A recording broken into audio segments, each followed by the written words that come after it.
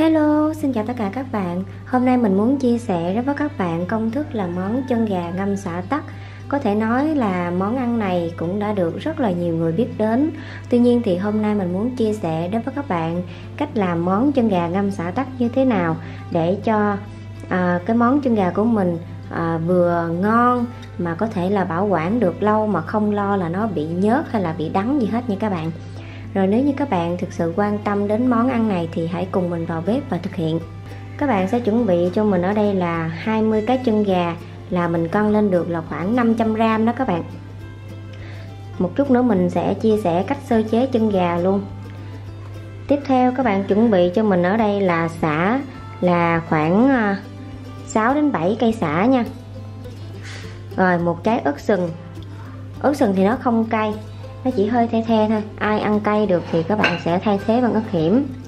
Rồi một nhánh gừng nhỏ, một vài tép tỏi, 10 trái tắc, có nơi thì còn gọi đây là trái quất hoặc là trái hạnh, rồi nửa trái chanh.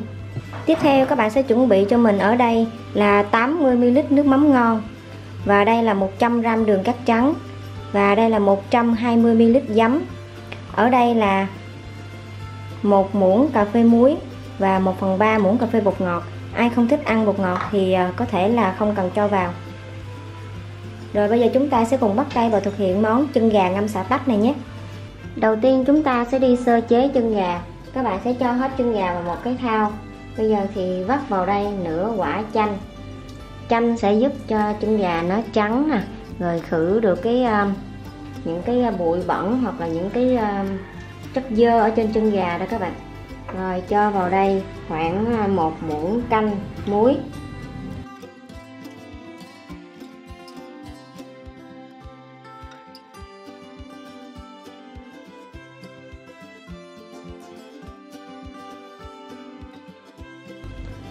Sau khi các bạn đã nhồi bóp chân gà qua với nước muối và chanh, bây giờ thì xả qua với nhiều lần nước.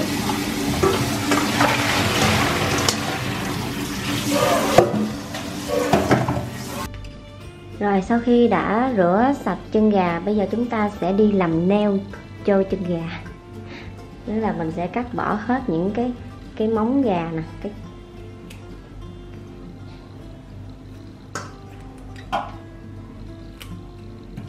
đó, mình cắt hết những cái móng như thế này.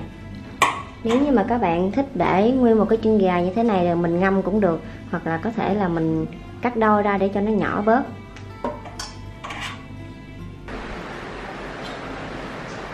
Tiếp đến các bạn sẽ cắt gừng thành những lát mỏng như thế này. Gừng thì các bạn ưu tiên mình chọn cái loại mà gừng nó còn non nha. Rồi đối với tỏi thì các bạn có thể là để nguyên nếu như nó nhỏ, còn nếu như to thì các bạn có thể là cắt đôi hoặc là cắt lát.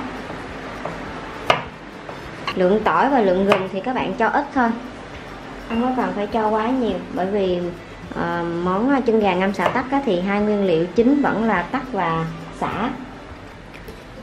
Rồi đối với phần sả thì các bạn sẽ cắt đôi, cái phần gốc để riêng và cái phần đuôi các bạn để riêng. Sau đó thì các bạn sẽ đập dập những cái ngọn sả này nè, để một chút nữa mình sẽ cho vào mình luộc chân gà.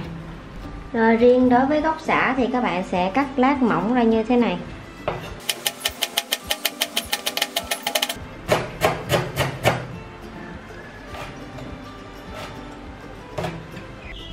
Rồi đối với tắc các bạn cũng sẽ cắt lát luôn.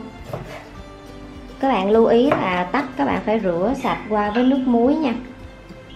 Rồi thêm một lưu ý nữa, để món chân gà ngâm xả tắc của mình nó không có bị đắng, một phần là do hạt tắc nè.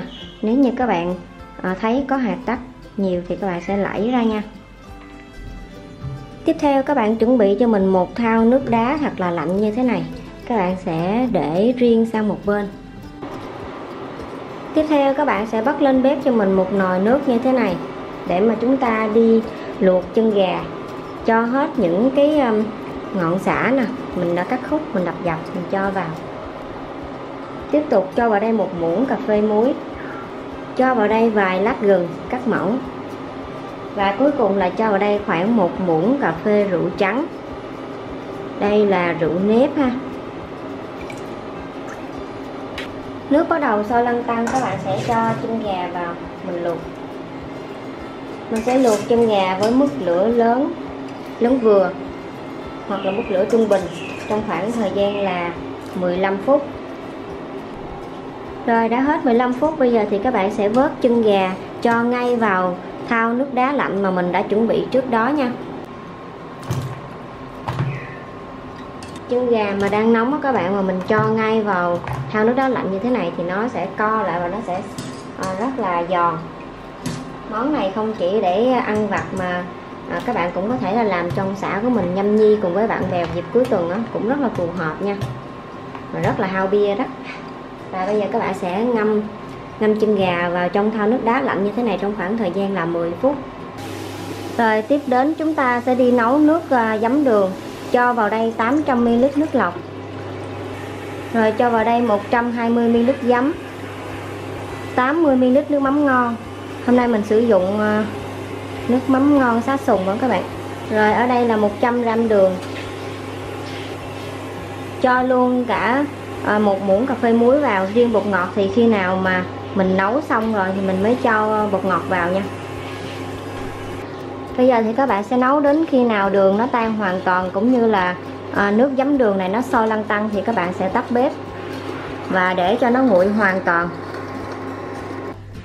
Rồi lúc này các bạn thấy là nước giấm đường đó các bạn, nó đã nguội bớt rồi, nó còn hơi ấm ấm như thế này thì các bạn sẽ cho tỏi nè, rồi gừng cũng như là ớt vào.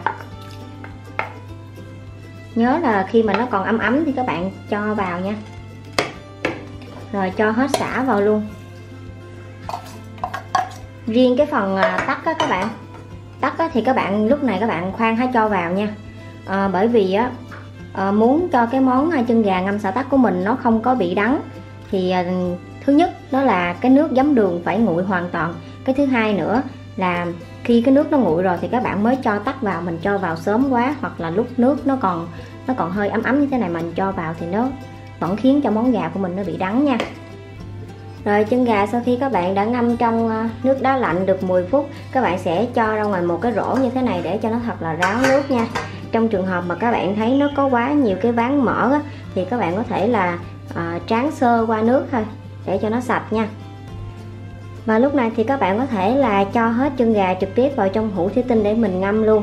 Tuy nhiên thì mình cho ra ngoài tô như thế này để mình chụp hình đó, cũng như là để cho các bạn có thể là quan sát rõ cái món ăn của mình nó ngon và nó hấp dẫn như thế nào nha. Rồi cho tắc vào nè. Lúc này thì mới cho tắc.